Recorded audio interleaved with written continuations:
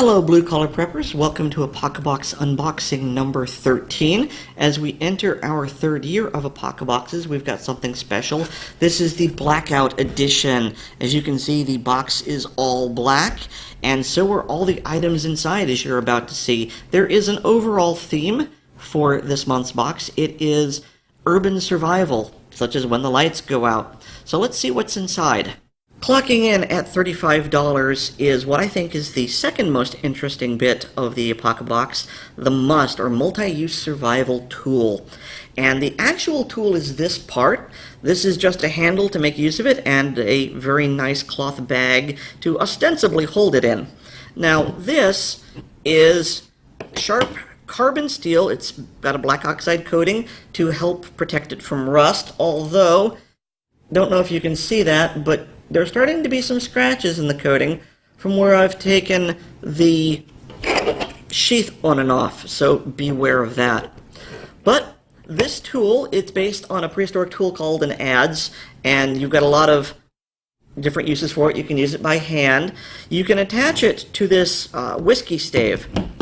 This used to be part of a whiskey barrel, that's why it's blackened here, and so this has been turned into a handle. And you can use it to make a hatchet, or you can make a chisel slash pry bar slash splitter. Now, there is a bit of a drawback here with this bag. Everything fits inside it if it's disassembled, but I think most people are going to go to the effort of putting it together once and then leaving it. And if you do that, it won't fit.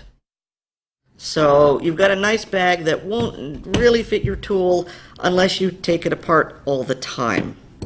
One point of historical interest is that even though this is based on an adze blade, this is not actually an adze, because an adze would look like that. It's sort of a hoe shape. However, this month's skill challenge is to create an adze. You just need to find an appropriate piece of wood and mount it to the blade, and then you have an adze. So that's the tool. That's this month's skill challenge. I like it. I just don't really know what to do with the bag afterwards. I wasn't kidding when I said everything in here was black. So we've got 50 feet of 2mm bantam cord. Yeah, you can't see with all the other black stuff. It's a lot like paracord, but it's smaller, and instead of supporting 550 pounds, this will only support 85 pounds, but it's good for smaller items such as tie-downs, securing gear to zipper pulls, things like that. It's UV and rot resistant. This goes with the Bad Monkey Paraknuckles. What are paraknuckles? Well, why is it called Bad Monkey? Well, take a look at the picture. It kind of looks like an angry monkey face, according to Creek. And it sort of looks like brass knuckles, although they're obviously not brass. But they're not meant for that. This is just plastic. I don't know how good a job it would do. And actually, every time I see Creek doing it, he's using it like this. That's uncomfortable to me. Maybe if you had larger hands. If I had to use this, I would use it like that, with the curvy bit there up against my palm. But really, it's not meant for striking. It's a paracord wrap. You wrap it around there, and it just looks visually interesting, and you can clip this onto a carabiner. The rope is $6. The paraknuckles are $6. Yeah, the rope, I'd use that for this. I don't know. It seems like you're paying a lot of money for a visually interesting design which doesn't do what you'd think it would do. However, if you really do want to hit someone and hurt them, you've got the crow knuck. You can see it looks like a crow's head, and it's made of much better plastic. And you can hold it in a variety of positions. And again, see, reinforced against the palm there. You really can't see. There you go. Now, I personally would hold it like that. And if you wanted to really mess someone up, you would sharpen that. But it is a knuckle. Might be illegal where you live. Depends on how lucky you feel, I guess. But you can attach it to your keychain there. Also, $6. I'd definitely pay $6 for this more than I'd pay $6 for that, let me tell you. The multi-scarf. We've seen these before. It's basically a buff from Survivor. This one happens to be black. It's listed as $5. You know, we've gotten these before. They're useful. The only thing really left to be said is the fact that Creek says that this design gives you... I've got to quote this. The white-black logo print actually makes a unique urban breakup camo print. Creek, I love you, man, but no, that does not break anything up. So, $5 scarf. We've seen this sort of thing before. The Urban Small Game Trap, $4.50. It is a rat trap. You should know how these work by now. This one just happens to be painted black. So I guess if you need to be stealthy when you're capturing a rat to eat in the post-apocalypse, that aids in the general effort somehow. We all know how these work. Put the kill bar back. You engage the safety. You bait the tongue.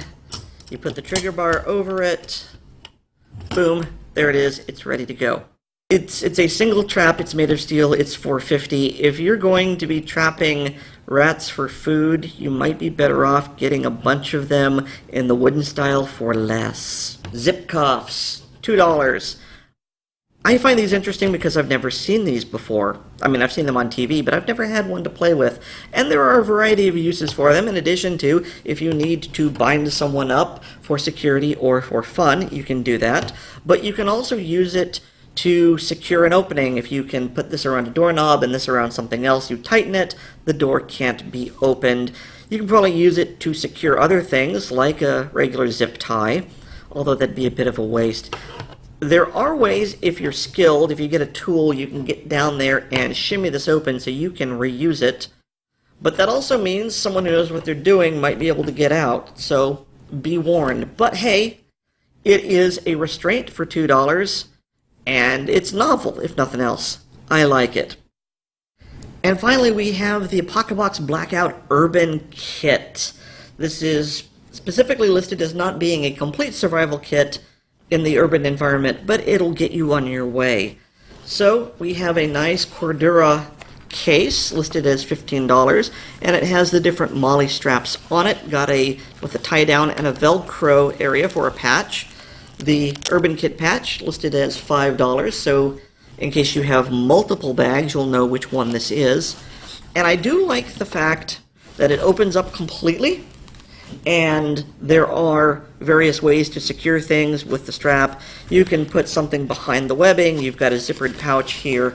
That's cool, but my big complaint is I really wanted a MOLLE snap so I could secure it to other MOLLE gear, and I don't have that. Instead, I have to carry it by hand, or put something on these O-rings, or just spend my own money and buy snaps. So it feels incomplete to me. It's not a bad bag, it's just missing that vital mounting point. Speaking of disappointments, the Dusk Mask with filters, $9. So this is just a cloth mask, and it feels comfortable, but these right here, if you're going to use this, you're going to need to knot these ends, because look, as I move to put this on over my ears, it pulls out. That's disappointing. Also disappointing are the filters. It's hard for me to read because it's white printing on a white background, and a lot of it's in Chinese. I think it's got a particulate rating of 2.5, but I'm not certain. And, you know, if you're going to have a filter mask to protect you from particles in the air, you had better know the particulate rating and get the best one. So I can't really recommend this because I don't know how good it is. If you're going to have a mask, get one that you know the rating of. Get a good one. Nitrile gloves, 25 cents. They're gloves, they just happen to be black. We've seen them before. Pry bar. I've joked before, maybe in a different edit, that this is sort of a break-in kit because we've got a mask, we've got gloves, we've got a pry bar. So in an urban disaster, this sort of thing is useful for prying open doors and windows and getting access to shelter. Now, if it's a survival situation and your life is on the line, go ahead and do it, but please do not use this for anything else illegal. I've got to list that so that my own rear end is covered. So, pry bar is useful. I have one of these in my own get-home bag. $5. I think this one's actually cheaper than the one I got at Home Depot. So, very useful. Also very useful is this can opener. It's like the military P-38 can opener, but on steroids. In addition to being larger, it also has other functions, such as the bottle top opener and a screwdriver point. So yes, indeed, you can use the included tool to mount the must blade to the handle. I like it when tools are included. And finally, what I think is the best part of this kit is this torch light that's LED. It's very bright. And in addition to being very bright, there is a magnetic bit here on the clip, so you can secure it to a piece of metal for whatever you're working on, or the end is shaped where you can put it in your mouth so you can work on things.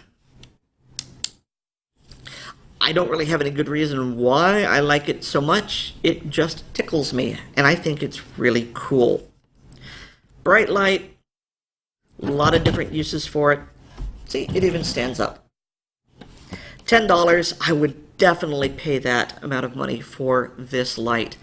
So, let's do our wrap-up. So, all of this stuff here, I've done the math, and it comes out to just about $111. And again, I only paid $50 for the box, plus $10 for shipping. So, $111 for $60. I think that's a good deal, even though I'm not impressed with some of the items here. The ones that did impress me, like the must tool and the flashlight, really impressed me. And I'm happy with some of the other things. So I am still happy paying for this. The moment I am not happy, you will know, because I will be complaining about it. But I still like it. I think it's worth it.